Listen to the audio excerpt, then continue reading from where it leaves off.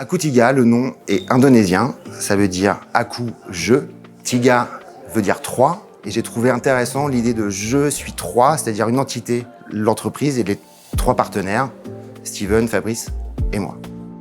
À un moment, on se dit que ça a l'air d'être sympa de récupérer du bois en Indonésie qui est voué à la destruction et d'en faire des œuvres d'art. En 2 jours, on a proposé à une 50aine d'artistes de travailler, on a eu 30 retours positifs et ils étaient tous hyper excités pour recevoir l'œuvre, pour travailler. Quand j'ai reçu les photos, je trouvais ça assez fascinant et ça laissait libre cours à l'interprétation. Enfin voilà, il y avait quelque chose de très organique que je trouvais hyper intéressante pour servir mon propos, mon travail. Enfin, voilà.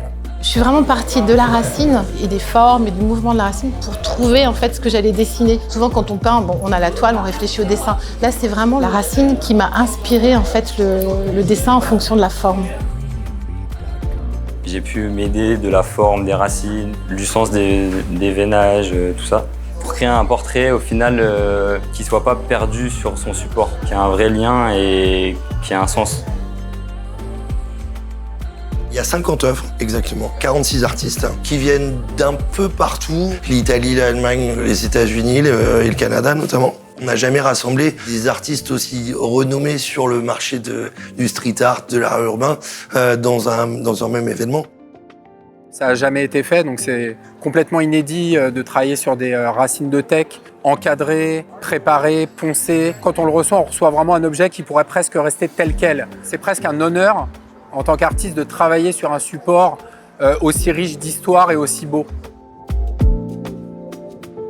Quand tous les 3 on lance le projet, on veut absolument qu'il y ait toujours une association autour de nous. Travailler avec Calaouette aujourd'hui, c'était la meilleure chose, c'était l'association qui nous tenait le plus à cœur. Les missions de l'association, c'est d'œuvrer pour la sauvegarde de la biodiversité en Indonésie, avec 2 axes. Le premier axe, c'est de récupérer les animaux issus des trafics de la faune sauvage. Et le second, c'est de créer des réserves de forêt en achetant des parcelles de forêt aux villageois. On est père de famille et donner l'exemple à nos enfants qu'on pouvait redonner de l'argent à des associations par l'intermédiaire d'un travail, c'était ça qui était positif. Je suis ravie parce que, pour plein de choses, d'exposer bien sûr, d'exposer aux côtés de très grands artistes et pour une cause. Donc, on ne peut pas rêver mieux en fait.